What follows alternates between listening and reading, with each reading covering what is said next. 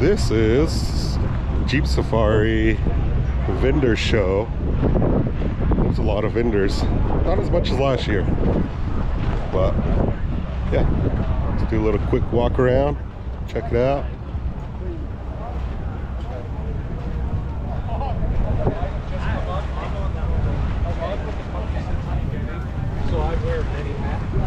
By Air, these guys make good air compressors.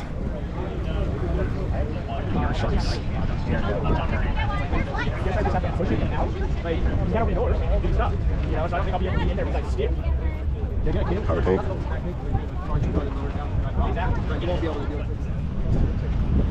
Look who I ran into. Oh, he found the. There we go. Found the good stuff right here. Good stuff right there. Yep. Look at all these cars. Dang.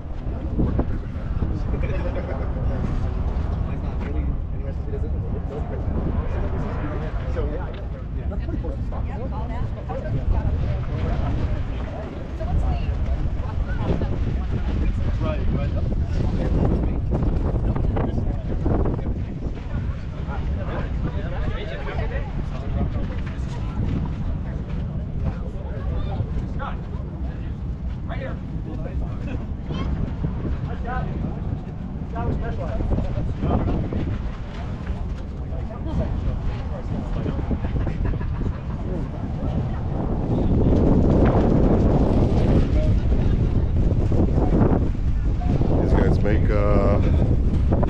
dual battery setups, off-road design.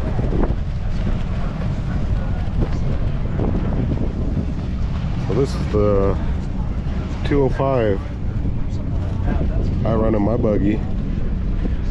So you can buy this rod and this rod. You buy a kit from these guys, off-road design. And it comes just like this. The levers, linkages, all the bracketry, and go front wheel drive, rear wheel drive.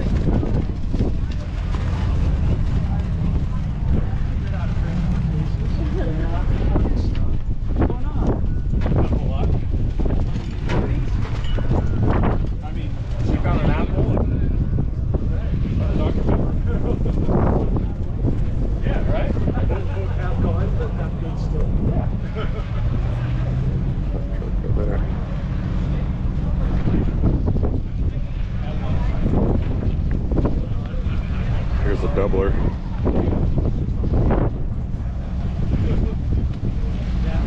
That's a 203 and a 205. And we gotta get the adapter and the shift rods, linkages, and just the high and low on this one.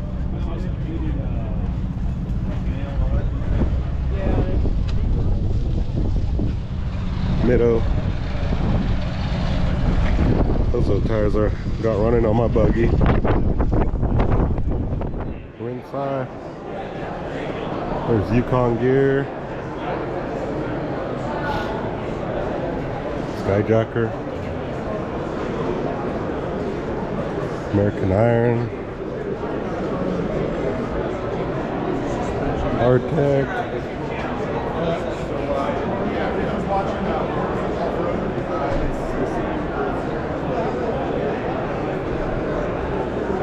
Devos. We will be at this event. Is Jim Wright still showing up now? Is that what they do? Yeah. I'll see you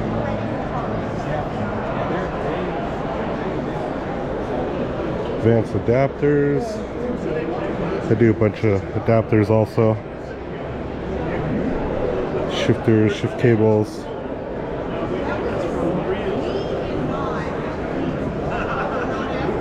All kinds of lights there for stock Jeeps. Falcon shocks.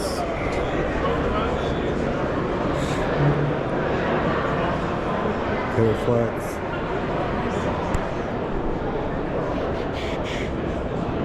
Kilo, tough. All kinds of cool stuff here.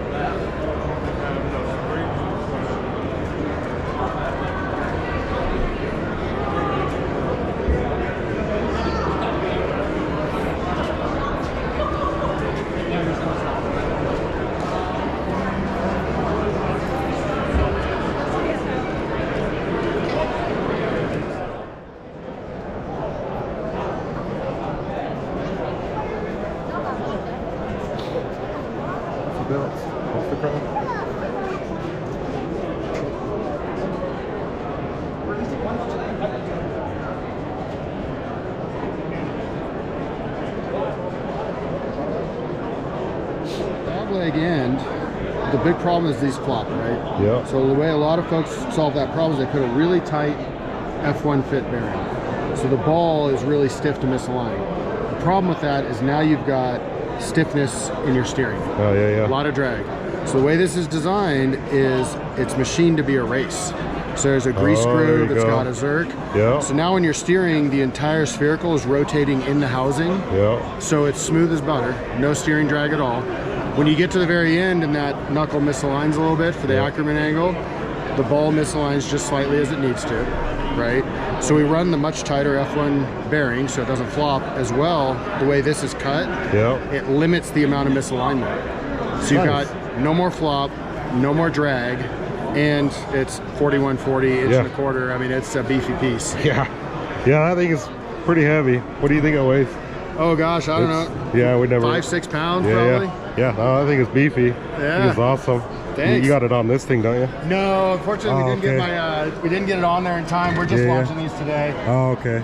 But yeah, so these are some of the other ones, but yeah, that's some of the other competitors. Yeah, that's kind of like the ball joint style. Yep, exactly. So that's. Don't need that. Yeah, delete that crap. You need a spherical, baby. Yeah. Then where do they go to get something like this? AmericanIronOffroad.com. Okay. And we're gonna sell it with different hardware setups. So this is for a JK, so it'll fit the standard JK taper. Yep. We're gonna have different hardware setups for all the Dana 44 and Dana 60 applications.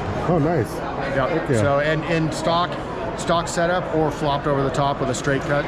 Yeah. All right, cool. Heck yeah. Check them out. Thanks. Yeah.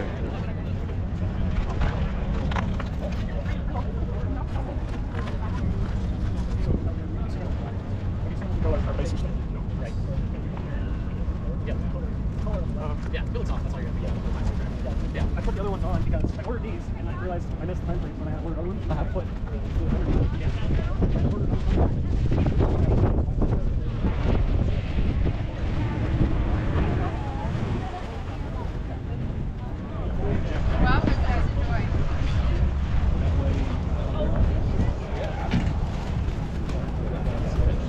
Super spray.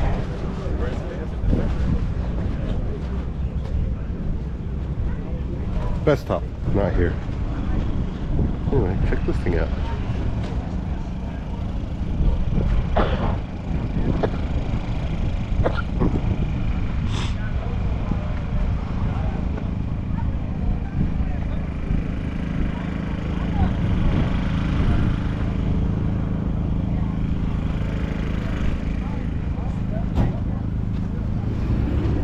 So, that is it. Ain't no more. I walked through all the vendors. Now I'm going back to work. They're at home. I'm like, nah, I'm gonna stay home.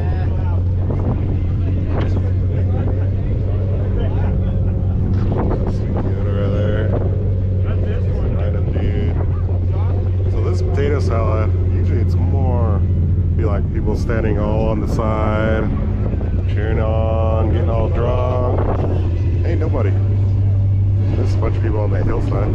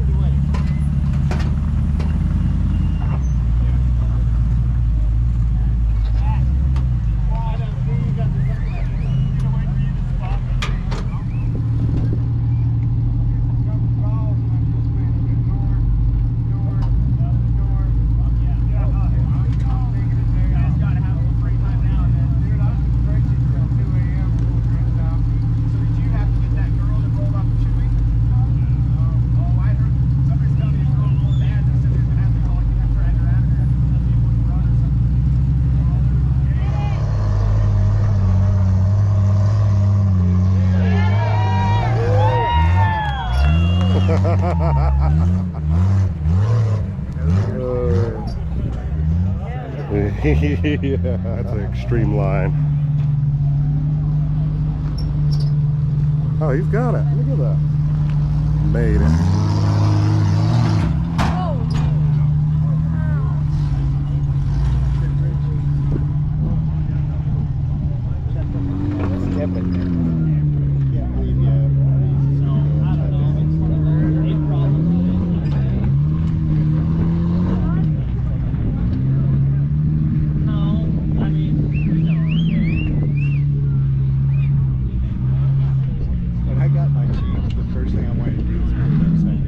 Oh yeah, so you know, you have to. You have to lay it on its side or whatever. You know, you got to know the limits on it. Monday evening. How you guys doing today? Anyway, poor luck Doug was leaking oil back here. Trying to figure out where it came from. Like there ain't no oil back here, so I thought it was gas. I got my lighter out. It wasn't gas. So a container had fell over this one here. Oh, yeah, you can still see it. See running out? Got a little bit of oil coming out of it, out of the lid. And it was laid down behind the back seat. So, solved one oil problem. And another one started. So, started investigating it. All this is covered in oil. And I thought it was from the brake job I've been doing for the last couple of weeks or days or whatever for Hector. But I start climbing in here and looking at the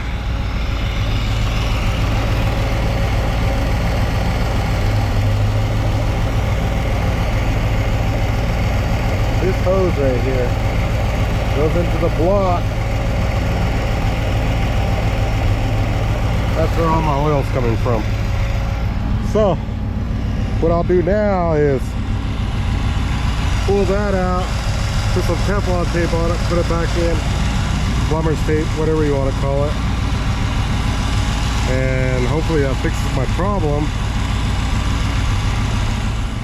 I'll show you guys more.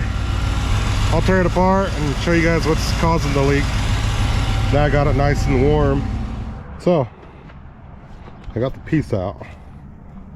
Here it is.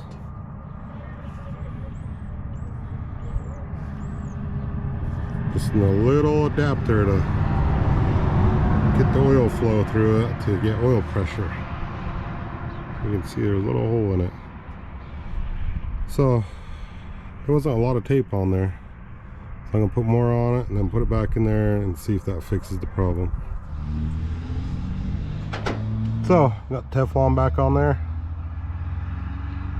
So I'm gonna see if I can record this. Let's see if I can get footage of me. So there's a hole right there. Let's see if I can get this threaded in there. Yeah, like on the you guys won't be able to see it. Anyway, I'll put this in and get back to you guys. So I got it back together. Let's see how it holds up.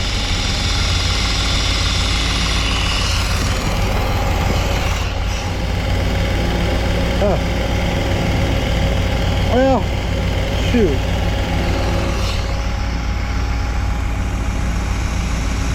That means I'm gonna pull the intake back off. Look at that, scratch my arm all up from that.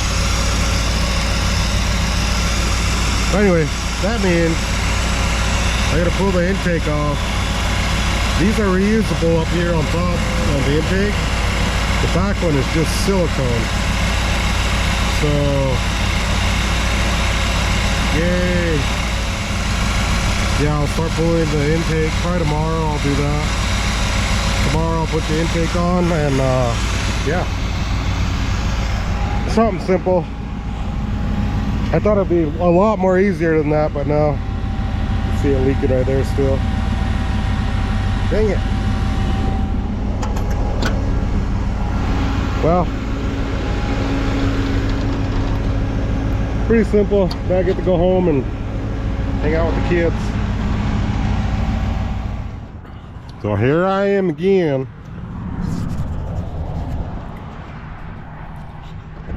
Here I am.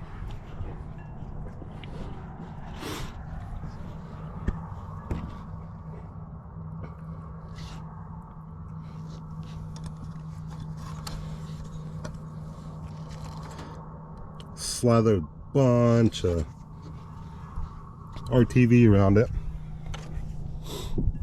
Gasket maker stuff. And I'm going to thread that back in. The oil pressure line. Sending unit, whatever you want to call it. Thread that back in. Let it sit overnight.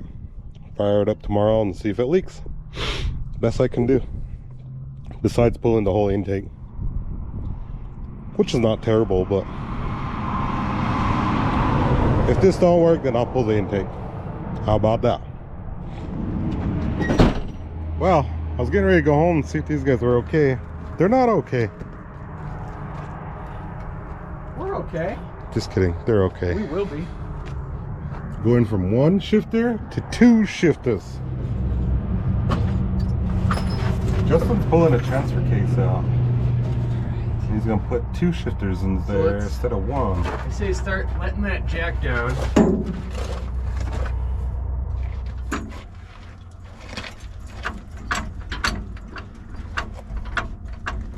Maybe we need to go up. Yeah, this jack needs to go up a little, I think, is what's happening. We're hanging on the output shaft. Twisted. Just, it's got all the weight hanging on that output.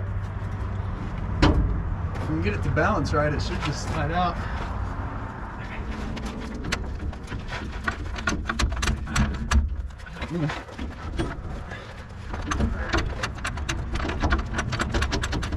Got all the bolts out? It seems like it, yeah.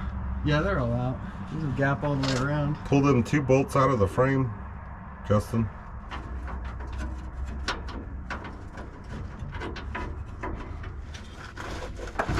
What is hanging us up here? Let me try to get another pry on the other side.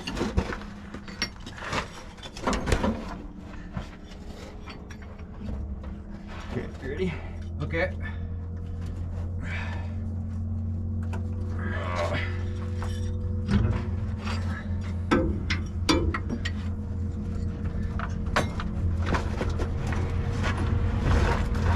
Is your bar still hooked up that goes to the bow housing? No. Oh! Yeah, there's that guy. Yep. I think those are 15, 16s. Freaking Shawn. Wise master. Almost had it.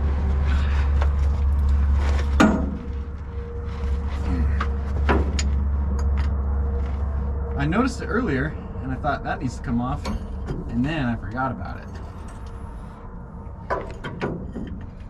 Yeah. We'll be back. Use your head. God damn. Hook another inch on there. So I was leaving, and then they're like, you want to see some entertainment? Watch this. Yeah. So that's why I'm here. I would go Moral home, support. but Diane's off doing laundry, and I'm over here just making more laundry. Truck will never start, and Misfire all the time. Okay. that's how it Real should easy. be. Okay. This is a lot of weight we got here. Yep, I got it. Kind of holding here. You just want to lower the jack. Are we all the way back enough? I don't know. I can't see what you can see. Let's go back another few inches. I gotta lower this first. Okay. Okay, now we're tippy. I'd say just go down. Oh, hold up. Oh, sorry. All good. Couldn't hold up, but we did it. That worked. That was not that bad. No, not too bad. And look, you already got it on the jacks. Now I can just wheel her right into the shop. Wheeler. And because And- this truck is tall, it'll just roll out. And that's how you remove a 205 from a Chevy. Just like that. Simple. Yeah, easy. Easy. Nice and easy. Well, the sun's down. But it's not dark. That's different. Yeah. There's dark and then there's dark. Oh, did I say the sundown? Uh-oh. Hey, we know that guy. Who that is? Who is it? That's the container man. Oh yeah, Mr. Oh, dang. Container remover guy. There it is. Here, if you want to pull, I can train. I really saved my bacon. I was gonna try to do this solo.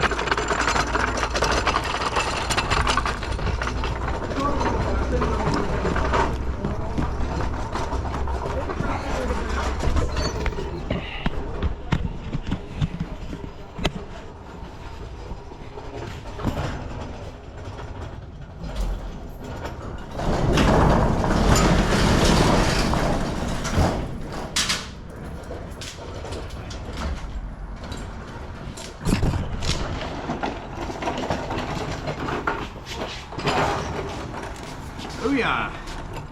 I know you walked me through this once before, Shawn. Pull that plate. These. You gotta pull that plate. You gotta pop those out. And then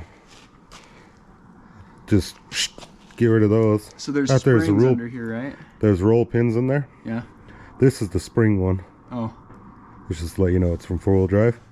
So just pop that off, and then there's roll pins inside of this. You'll see. You have to move the shifter around, the shift rod. Yeah. Then you'll see a roll pin, then you beat that roll pin out, and then it'll fall out down to the bottom. That's where you gotta pull this. Okay. So you get a magnet down there, pull it back out, and then reverse of disassembly. Oh, so that's cool. So you don't have to take it all apart then. No. Yeah, no. Sweet. It won't be that bad. So it's just the roll pin that goes down inside, Yeah, through the shift rod. and there's not a spring in underneath these ones, just here. Nope, just there. Just under that one. So unscrew that one. There's a spring ball in there. Yeah. And then pop those out. They're just little rubber nubbers. I don't know if your kit came with a new one, or just be careful when you pull those out. Let me go grab it real quick. And then put silicone on those, pop them back in, and Silicone. yeah, if your kit didn't come with any. Okay. Let me go get the kit. We'll see what it's got. What do you think, Mike? Pretty easy? Sounds easier than I thought it was going to be. I thought you had to disassemble the whole mess. No. No, yeah, you literally just pop these out, pop the roll pin through that hold these onto the shift forks. Yep. And then they'll slide Yeah, out. and then slide out. Slide the new ones Slide in. new ones in with the shift forks. Make sure Alright. the shift forks is lined and everything. And then beat that roll pin back in and times 2. And then put it back together. Put it back on the truck. Sweet. Boom, bada, Easy. bang. It'll be easy. It is easy. Super duper.